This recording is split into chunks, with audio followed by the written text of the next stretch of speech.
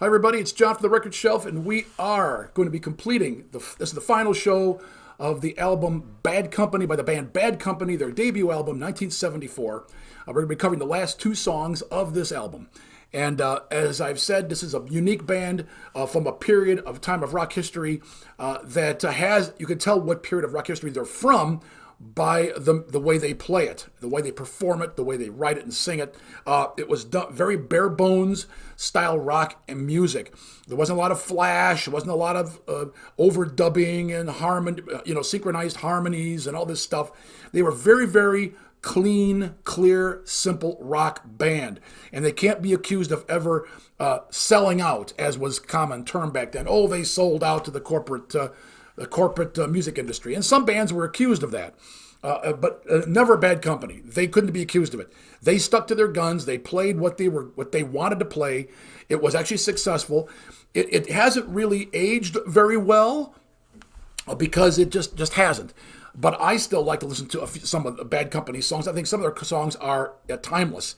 And the next one we're going to do, Movin On, is definitely one of those timeless Bad Company songs. I love the melody. I love the way it's played. I love the drum part. I like Simon Kirk's drumming. I'm sorry. I always liked his drumming style. I like the way we recorded his drums. I just love it. Okay. And then, of course, Mick Ralphs had really great guitar riffs. And he knew how to make that guitar very sexy, very sensual, and just hit the right notes, okay? And what can I say about Paul Rodgers? He had a fantastically smoky, sensual rock voice that was unique, definitely his own, and a favorite with a lot of people. Like I said, this band was good. Both boys and girls liked this band. They were not leaning in one direction or another, and it was very approachable by both genders. Like I said, you could play a lot of this stuff on date night, and she wouldn't be saying, turn that off. It's too loud or too obnoxious. No, this is stuff that you could do. They did a lot of mellower music but they had some great, modestly powerful rock songs. But it was a very unique style of early rock and roll from the late 60s, early 70s that they were playing in this band. And it was one reason why I didn't go much far beyond that. Never went into the 80s or anything because they just didn't have that style. They weren't going to compromise, and that was it. But Bad Company is an example of early 1970s rock music in its purest form. So let's get going here let's get moving on with the song Movin' On. And here we go right now.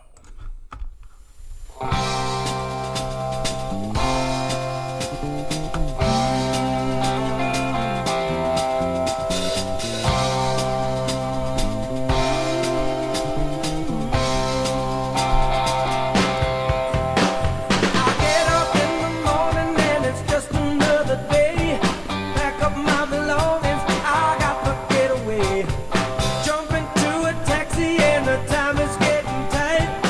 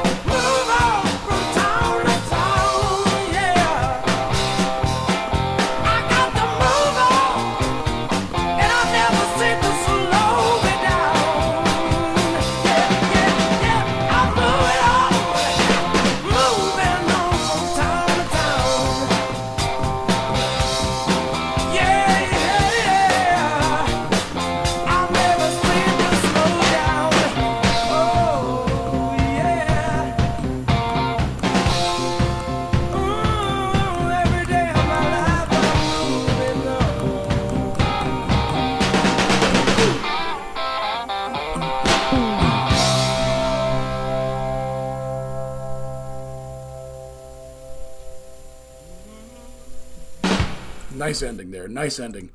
Great song. When it comes to Bad Company songs, and I have I've made a CD or whatever it is, or a selection of songs that my favorites. This is always in the list. I love Moving On. It's got a great boogie woogie beat. Remember that boogie woogie beat I've been talking about that disappeared by the late 70s, and it pretty much was gone. It's been gone ever since.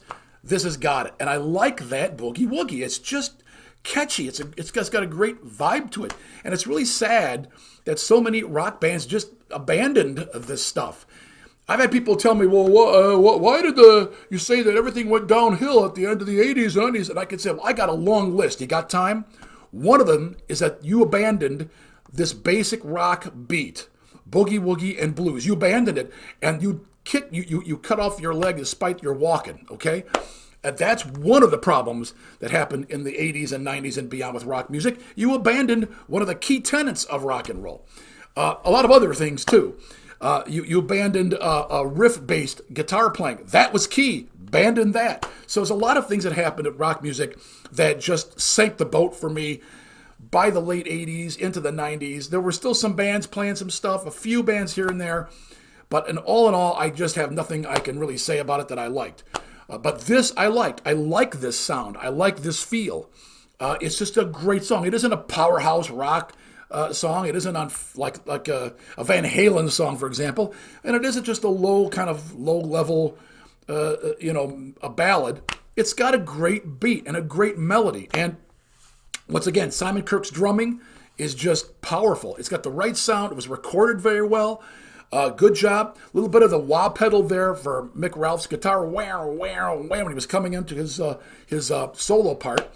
Not a lot of fancy stuff, though. Like I said, Bad Company did not utilize all this super technology coming out, synthesizers, and they just didn't do that. They kept it very clean, very basic, very rock music, and it fit into that 1970s, late 60s, early 70s, mid 70s feel. It kept it, and it was a solid bit of rock and roll. And that's why a lot of people, it was very accessible to a lot of people at the time.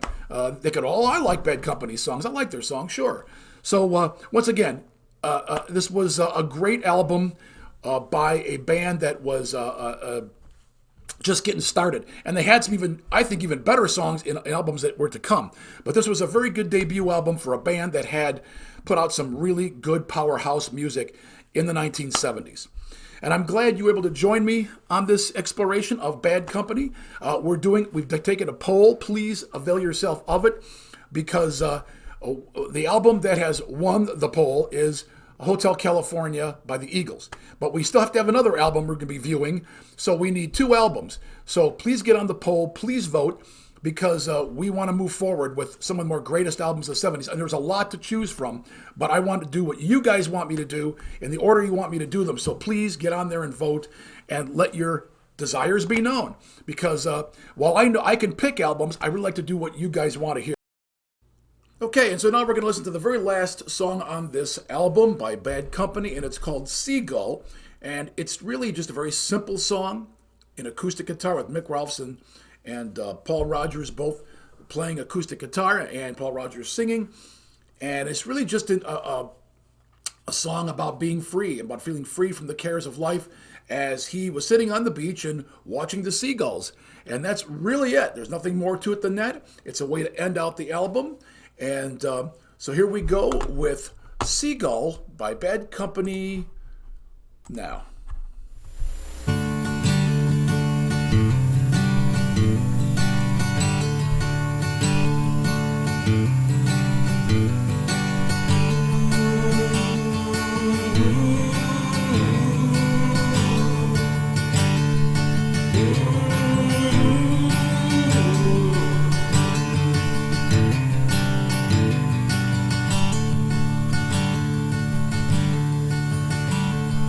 Seagull, you fly across the horizon into the misty morning sun.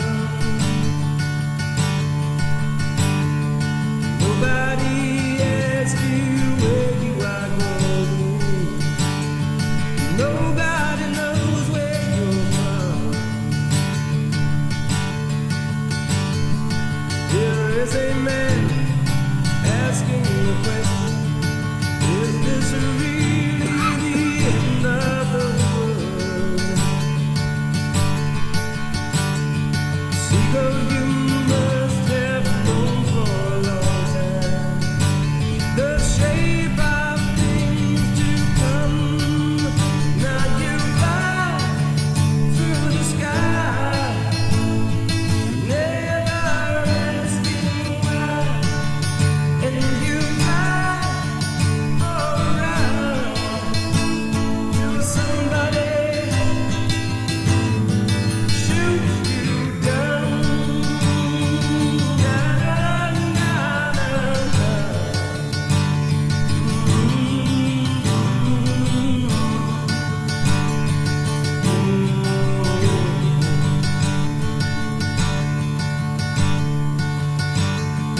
Seagull, you fly across the horizon into the misty morning sun.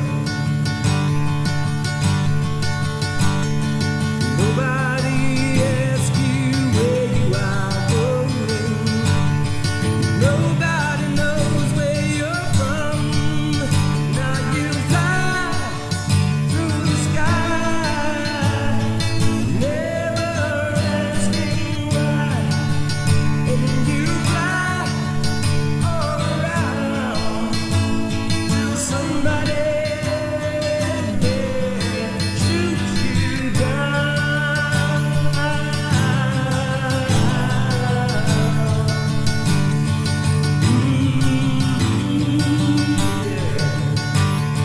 Seagull, you fly.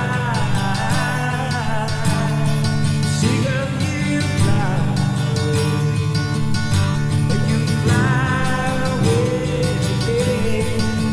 and you fly away to my world, and you fly away, lead me to my sorrow.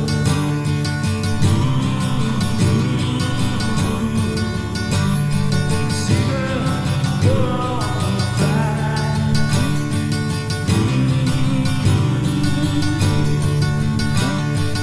Fly to your tomorrow, lead to my sorrow.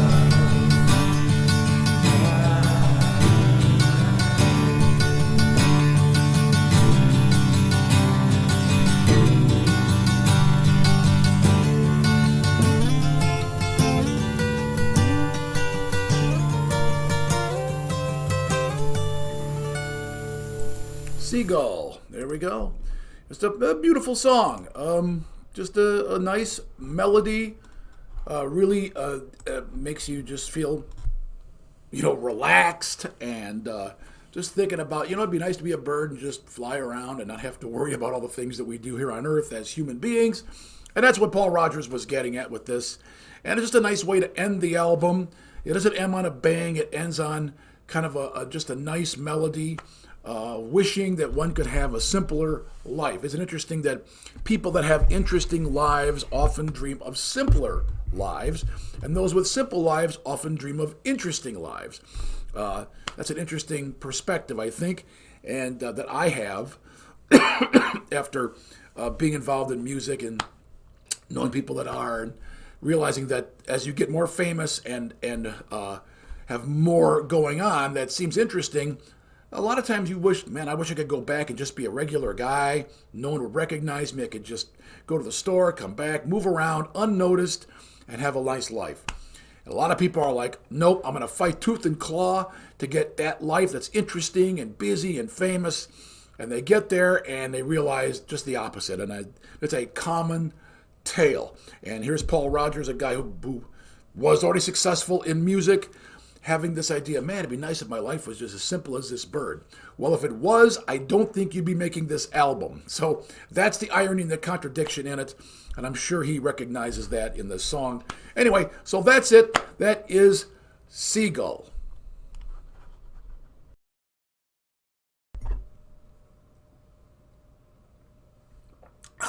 Folks, there's only one thing that Mark and I like almost as much as drumming, and that is good coffee.